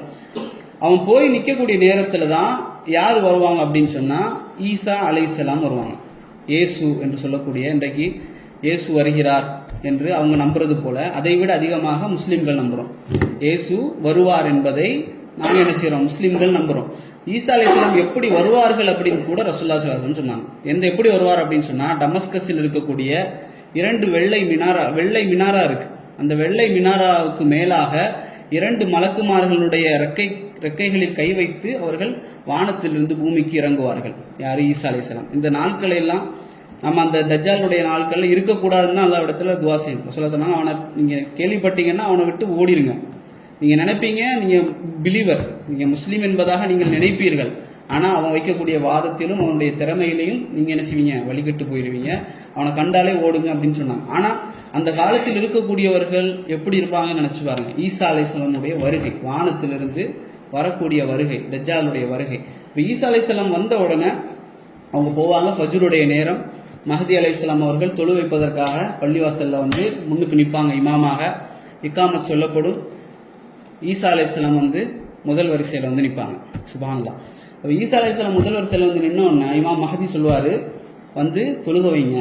யார் அவர், நபி, இறை தூதர், நீங்கள் வந்து தொழுக வைங்க அப்படின்னு சொல்லுவார். ஆனால் ஈசா அலைஹிஸ்ஸலாம் சொல்லுவாங்க, இந்த உம்மத்துக்காக நியமிக்கப்பட்ட இமாம் யாரு, நீங்கள் தான். இக்காமத் உங்களுக்காக சொல்லப்பட்டிருக்கு, அதனால நீங்க தான் தொழுக வைக்கணும் அப்படின்னு சொல்லி ஈசா அலைஹிஸ்ஸலாம் எப்படி முஸ்லிம்கள் இன்னைக்கு தொழுறாங்களோ அதே போல தொழுவாங்க. ஈசா அலைஹிஸ்ஸலாம் முஸ்லிம்கள் எப்படி தொழுவாங்களோ அன்றைக்கு இந்த தொழுகை இல்லையே. ஈசா அலைஹிஸ்ஸலாமுடைய காலத்துல ரசூலுல்லாஹ்வுடைய தொழுகை எப்படி இருக்கோ அதே போல தொழுகை இல்லை. ஆனா ஈசா அலைஹிஸ்ஸலாம் வந்ததற்கு பிறகு முஸ்லிம்களுடைய சட்டத்தை அவர் பின்பற்றணும், இந்த உம்மத்தினுடைய சட்டத்தை பின்பற்றணும். அவர் என்ன செய்வார், தொழுகுவார். தொழுது முடித்ததற்கு பிறகு கதவை திறக்க சொல்வார். கதவை திறக்கிறதுக்கு பயம் முஸ்லிம்களுக்கு, ஏண்டா தஜ்ஜாலை கொள்வதற்கு யாராலையும் முடியாது. இன்னொரு செய்தி உங்களுக்கு தெரியும்னு நினைக்கிறேன். அப்துல்லா இப்னு சையாத் அப்படின்னு ஒருத்தன் இருந்தான். ரசூலுல்லாஹ்வுடைய காலத்துல ஒரு சிறுவன் இருந்தான், அப்துல்லா இப்னு சையாத். அவன் பெரிய ஒரு சூனியக்காரனாக இருந்தான், குறி சொல்றவன், வருங்காலத்தில் நடக்கக்கூடியதெல்லாம் சொல்லக்கூடியவனா இருந்தான். இந்த அப்துல்லா இப்னு சையாத் ஒரு நாள் என்ன செய்யறான் அப்படின்னா, அவன் வந்து தெருவில் விளையாடி கொண்டிருக்கிற இடத்துல ரசூலுல்லாஹ் போய் பெடரியில் அடிச்சுட்டு சொன்னாங்க, நீ வந்து என்ன நபின்னு சொல்லி ஈமான் கொள்றியா அப்படின்னு கேட்கிறான். அப்ப அவன் சொல்றான், நீங்கள் உம்மிகளுக்காக அனுப்பப்பட்ட நபி அப்படிங்கிறதுல நான் ஈமான் கொள்றேன் அப்படின்னு சொல்லிட்டு அவன் சொல்றான், நான் நபி என்பதை நீங்கள் ஈமான் கொள்கிறீர்களா அப்படின்னு கேட்கிறான். யார்கிட்ட, ரசூலுல்லாஹ்ட்ட. அப்ப ரசூலுல்லாஹ் சொல்றாங்க, ஆமன்து பில்லாஹி வ ரசூலிஹி, அல்லாஹ்வையும் அல்லாஹ்வுடைய தூதரையும் நான் ஈமான் கொண்டிருக்கிறேன் அப்படின்னு சொன்னான். அதற்கு பிறகு அவன் ரசூலுல்லாஹ் கேட்டாங்க, நீ எதை பார்க்கிற அப்படின்னு. அவன் சொன்னா, 2 பொய்யர்கள் வருகிறார்கள், 2 உண்மையாளர்கள் வருகிறார்கள். அவனுக்கு அப்படி தோணுது, அல்லது உண்மையா பார்க்கறான், ஜின்களை அல்லது எதையோ ஒன்று பார்க்கறான், ஷைத்தான்களை பார்க்கறான். அப்ப ரசூலுல்லாஹ் சொன்னாங்க, அப்படியா, நான் மனசுல நினைக்கிறேன் நீ சொல்லுவியாமே அப்படின்னு சொல்லிட்டு, மனசுல நினைக்கிறேன் நீ சொல்லு அப்படின்றான். அப்ப ரசூலுல்லாஹ் வந்து சூரா துஹானுடைய அந்த வசனங்களை மனசுல நினைக்கிறாங்க. துஹான் என்று சொல்வதற்கு பதிலாக துஹ் அப்படின்னு சொல்றான், கிட்டத்தட்ட சொல்லிடுறான். அப்ப ரசூலுல்லாஹ் சொல்றாங்க, உமர் ரலியல்லாஹு இருக்கிறாங்க, சொல்றாங்க, இவனை நீங்க விட்டுருங்க, இவனிடத்துல ஏதோ ஒன்று இருக்கு, ஏதோ பாதிக்கப்பட்டிருக்கான் அப்படின்னு சொல்லி நபி அவங்க சொல்றான். இன்னொரு நேரத்தில் அவன் வந்து தோட்டத்தில் சின்ன பையனா இருக்கும்போது ஓடி ஓடி விளையாடிக்கிட்டு இருக்கிறான். அப்ப ரசூலுல்லாஹ் என்ன செய்யறாங்கன்னா, அவன் ஏதோ முணுமுணுக்கக்கூடிய நேரத்தில் ரசூலுல்லாஹ் அந்த மரத்துக்கு பின்னால ஒளிந்து அப்படியே கேட்க போறாங்க. அப்போ இவனுக்கு பேர் வந்து அப்துல்லா இப்னு சையாதுங்கிறது பேர் தான், ஆனால் உண்மையான பேர் வந்து சஃப் அப்படிங்கிற பேர் தான் அவனுடைய பேர். அப்போ ரசுல்லா வந்து அந்த மரத்துக்கு பின்னால போய்கிட்டு இருக்க நேரத்தில் அவன் தாய் என்ன செய்யறா பார்த்துடுறா, ரசுல்லாவை பார்த்துட்டு சொல்றா யா சஃப் முகம்மது இருக்கிறார் அப்படின்னு சொன்ன உடனே அவன் என்ன செய்யறான், சைலண்ட் ஆயிட்டான். இப்போ ரசுல்லா சொல்றாங்க அவர் வெளிப்படுத்தாமல் இருந்திருந்தால் அவன் என்ன பேசுறாங்கிறத நான் வெளிப்படுத்தியிருப்பேன், அவன் தஜ்ஜாலா இல்லையான்னு நான் உங்களுக்கு சொல்லியிருப்பேன் அப்படின்னு சொல்றாங்க. அந்த இடத்துல அவன் என்ன செஞ்சுட்டான், தப்பிச்சிட்டான். அவன் ரசுல்லா அவன்கிட்ட கேட்குறாங்க நீ வந்து என்ன பார்க்குற அப்படின்னு. 2வது முறை அவன் சொல்றான் நான் கடலில் ஒரு அரசை பார்க்கிறேன், கடல்ல அரசை பார்க்குறேன், என்ன சைத்தானுடைய அரசு. அப்போ ரசுல்லா சொன்னாங்க தாயிடத்துல போய் கேளுங்க எத்தனை மாதம் அவனை அவர்கள் சுமர்ந்தார்கள் அப்படின்னு சொல்லி. அவங்க சொல்றாங்க நான் 12 மாதம் சுமந்தேன் அப்படின்னு.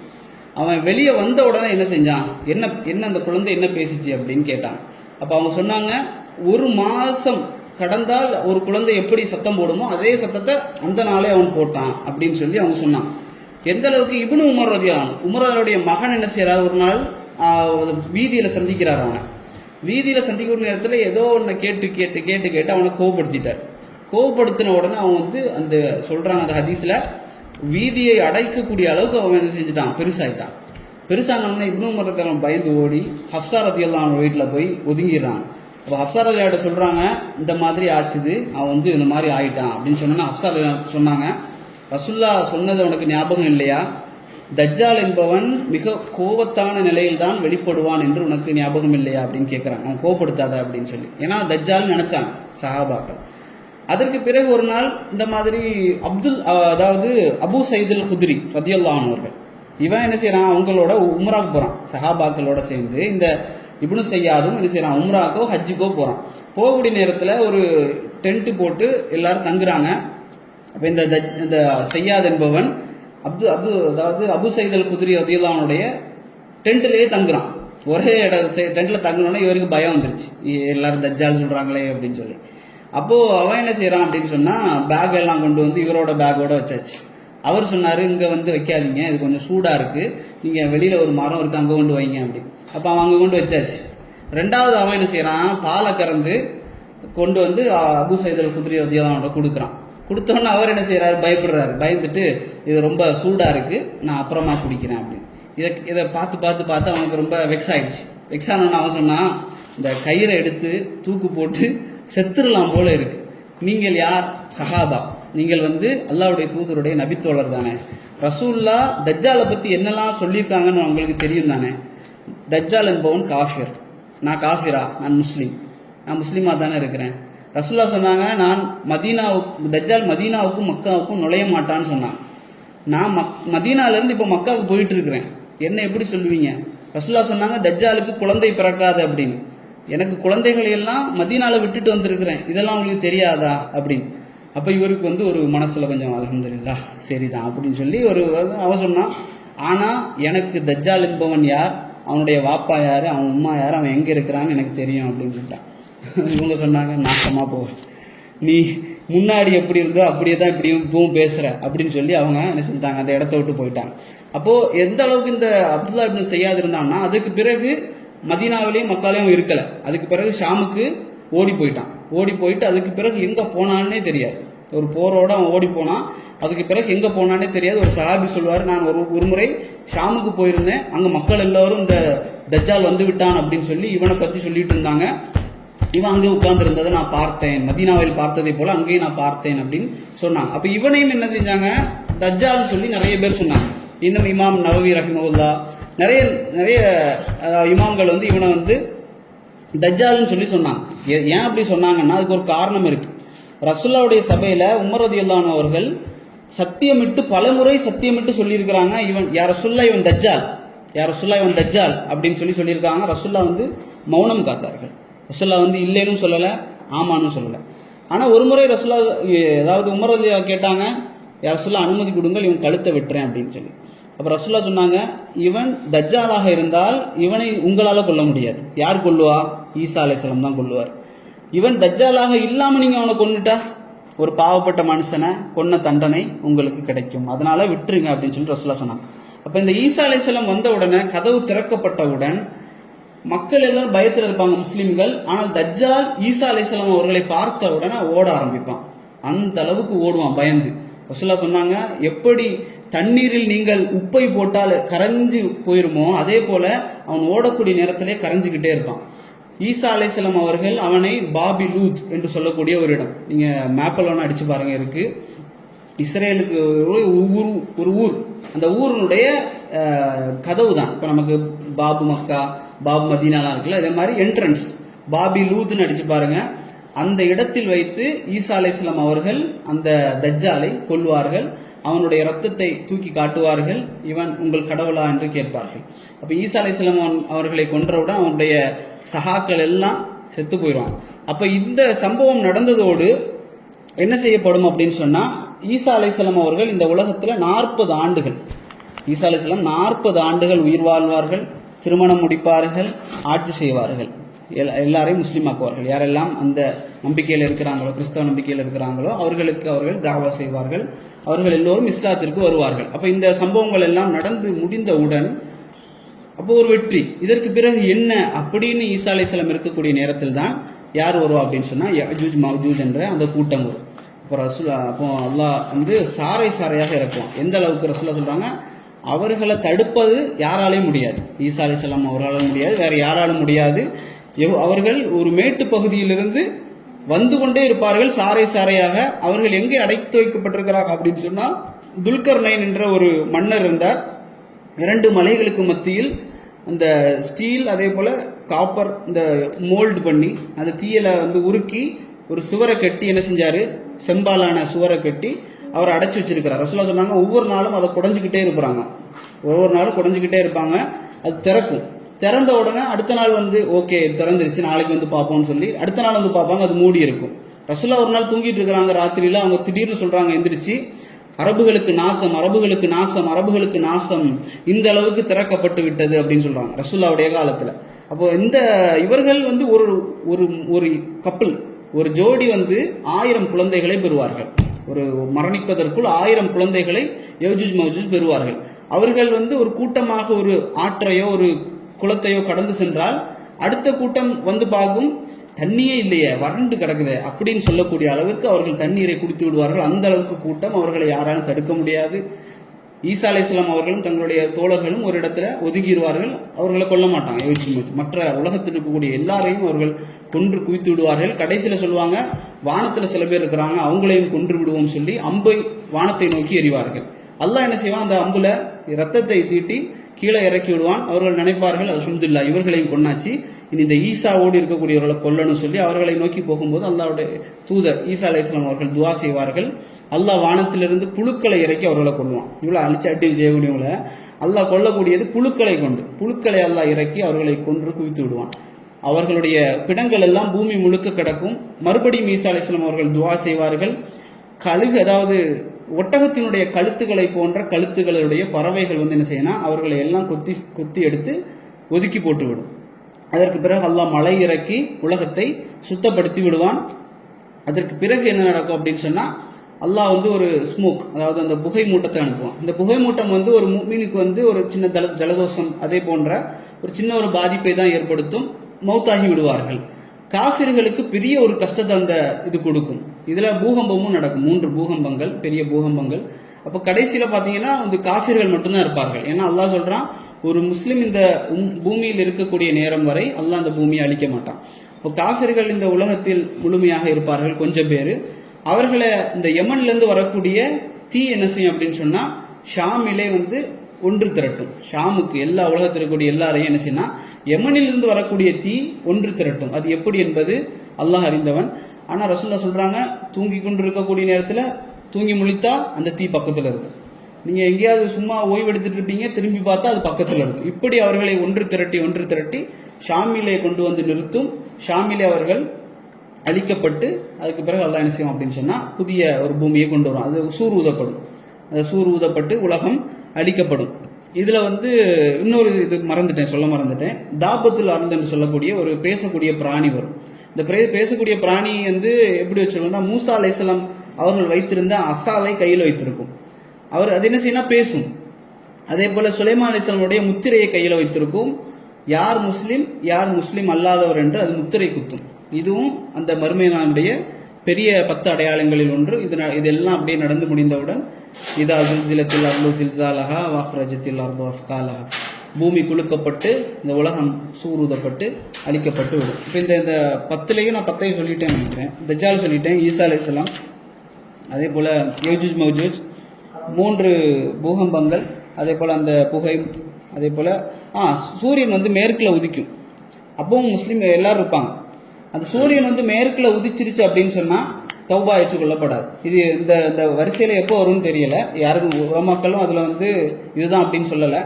அது வந்து சூரியன் வந்து மேற்கில் உதிச்சிட்டாலே தௌபாக்கள் ஏற்றுக்கொள்ளப்படாது. அதை பார்த்தோன்னே எல்லாரும் தௌபா செய்வாங்க. அப்புறம் சொல்கிறாங்க, இதை பார்த்து எல்லாரும் தௌபா செய்வாங்க. ஏன்னா அவ்வளோ பெரிய அடையாளம் இல்லை, அதனால எல்லாரும் தௌபா செய்வாங்க. ஆனால் தௌபாக்கள் ஏற்றுக்கொள்ளப்படாது அப்படிங்கிறது. அப்புறம் அந்த தாபத்துல் அர்ணன் சொல்லக்கூடிய அந்த பேசக்கூடிய பிராணி வெளிப்படுதல், நெருப்பு வந்து ஒன்று திரட்டுதல். இப்போ இந்த எல்லா சம்பவங்களும் நடந்து முடிக்கக்கூடிய நேரத்தில் மறுமை நாள் என்பது ஏற்பட்டு விடும். டைம் ஆச்சுல்ல? Okay okay. அப்போது இதுதான் அடுத்தது. அந்த தஜ்ஜால் பற்றி வரக்கூடிய விஷயத்தில் அவனை வந்து ஒரு கையில் நெருப்பும் ஒரு கையில் தண்ணீரும் வைத்திருப்பான். ரசூலுல்லாஹ் சொன்னாங்க, ஒரு கையில் நெருப்பு ஒரு கையில் தண்ணீர், நீங்கள் அந்த தீயை தேர்ந்தெடுத்துக் கொள்ளுங்கள். நபி அவங்க சொன்னாங்க, அவன் வைத்திருக்கக்கூடிய நெருப்பை நீங்கள் தேர்ந்தெடுத்துக் கொள்ளுங்கள், அதில் சென்று விழுந்து விடுங்கள், அதுதான் உங்களுக்கு தண்ணீராக இருக்கும். அவன் வைத்திருக்கக்கூடிய தண்ணீரை தேர்ந்தெடுக்காதீர்கள், அதுதான் நெருப்பாக இருக்கும் அப்படின்னு சொல்லி அல்லாஹ்வுடைய தூதர் சொன்னாங்க. அப்போது மதீனாலேருந்து ஒரு மனிதன் வெளியே வருவான், அதை சொல்ல மறந்துட்டேன். மதீனாலேருந்து ஒரே ஒரு மனிதன் வெளியே வருவான். வெளியே வந்தவுடன் தஜ்ஜால் கேட்பான், நான் உன்னை கொன்று உனக்கு உயிர் தந்தா நீ என்னை நம்புவியா அப்படின்னு சொல்லி அவனை கொன்றுவான். கொன்ன உடனே அவர் முஸ்லீம், அவர் கொன்ன உடனே அவர் செத்துருவார், மறுபடியும் உயிர் கொடுத்து எழுப்ப போட்டுருவான். அவன் கேட்பான், இப்போ என்ன நம்புறியா அப்படின்னு. அவன் சொல்லுவான், இப்போ தான் உன்னை முழுமையாக தஜ்ஜால் நம்புறேன் அப்படின்னு சொல்லி. ஏன்னா தஜ்ஜால் இப்படியெல்லாம் செய்வான் என்று சொல்லி அல்லாஹ்வுடைய தூதர் எங்களுக்கு கற்றுத்தந்திருக்கிறார்கள். அதற்கு பிறகு அவனால் கொல்ல முடியாது. எல்லாமே அவன் செய்கிறது ஒரு முறை தான். மழை பொழிவிக்க சொன்னாலும் ஒரு முறை தான், பயிர்களை முளைவிக்க சொன்னாலும் ஒரு முறை தான். அப்போ இதெல்லாம் வந்து அவன் செய்யக்கூடிய பவர் இல்லாத ஒரு ஆள். அல்லாஹ் ஒரு முறை அவனுக்கு கொடுத்துருக்கிறான், அவ்வளோதான். மற்றபடி அவனுடைய பேச்சுக்கள், அவனுடைய அலங்காரங்கள், இதெல்லாம் வந்து இருந்துக்கிட்டே இருக்கும். இப்பவும் கூட தஜ்ஜாலுடைய சிஸ்டத்தின் கீழே தான் இந்த உலகம், இந்த நம்ம முஸ்லீமுக்கு எதிராக நடத்தக்கூடிய எல்லா திட்டங்களும் அவனுடைய திட்டத்தில் ஒன்று தான். அவன் மூலமாக அவனை தொடர்பு கொண்டாங்களா இல்லையா அப்படிங்கிறது அல்லாஹு ஆலம். ஆனால் அவனால் வெளிப்படுத்த முடியாது, வெளியாக முடியாது. அல்லாஹ் நாடக்கூடிய காலம் வரை அவனால் வெளியே வர முடியாது. ரசூலுல்லாஹ் சொன்னாங்க ஒரு கட்டத்தில், இதெல்லாம் சொல்லிட்டு வந்துட்டு, அவன் வந்து மெடிடேரியன் சி இருக்குல்ல, அதாவது ஈஸ்ட் வெஸ்ட்டில் இருக்கிறான் அப்படின்னு சொல்லி நபி அவங்க சொன்னாங்க. அடுத்தது உடனே சொன்னாங்க, இல்லை அவன் வந்து யமனுக்கு கீழே இருக்கக்கூடிய அந்த அரேபியன் ஓஷன் அந்த நிலத்தில் தான் இருக்கிறான் அப்படின்னு சொன்னாங்க. அதுக்கப்புறம் இல்லைன்னு சொல்லிட்டு ஈஸ்ட் ரசூலுல்லாஹ் ஸல்லல்லாஹு அலைஹி வஸல்லம் சொன்னான். ஈஸ்ட் அப்படிங்கிறது வந்து அந்த ஈரான், ஆப்கானிஸ்தான் இந்த பகுதி, அந்த குராசான். அப்போ ரசூலுல்லாஹ் தான் சொன்னான், குராசான்லேருந்து ஈரான் வழியாக வந்து அதுக்கு பிறகு சிரியா ஈராக் வழியாக வந்து தான் அவன் உள்ளே வருவான். ஆனால் அவன் என்ன நினைச்சாலும் சரி, அல்லாஹ் நாடக்கூடிய காலம் வரை அவனால் வெளியே வர முடியாது. ஆனால் அவனுக்கான தயாரிப்புகள் எல்லாம் அந்த உலகத்தில் நடந்துக்கிட்டே இருக்கும். அவன் வந்தால் என்னவெல்லாம் அவனுக்கு சப்போர்ட் பண்ண முடியுமோ அந்த அளவுக்கு சப்போர்ட்டை வந்து இன்றைக்கு இருக்கக்கூடிய யூதர்கள் என்ன செஞ்சுருவாங்கன்னா ரெடி பண்ணி வச்சுருவான். அவன் ரெடி பண்ணி வச்சு எல்லாம் ரெடியாக இருக்கக்கூடிய நேரத்தில் முஸ்லீம்கள் வெற்றி பெற்றுருவாங்க. கடைசியில் முஸ்லீம்கள் வெற்றி பெற்றுவான். அந்த கோபத்தை தாங்க முடியாமல் என்ன செய்வான், அல்லாஹ் அவனுக்கு அனுமதி கொடுப்பான், அவன் வெளியேறி முஸ்லீம்கள் அனைவரையும் கொள்வான். இதுதான் அந்த சீக்வன்ஸ். அதுக்கு மற்ற விஷயங்கள் எல்லாம் ஆர்டர் என்ன அப்படின்னு சொல்லி உலமாக்களுக்கு தெரியலை. அப்போது இவ்வளோதான். வேறு எதுவும் சந்தேகங்கள் இருக்குதா?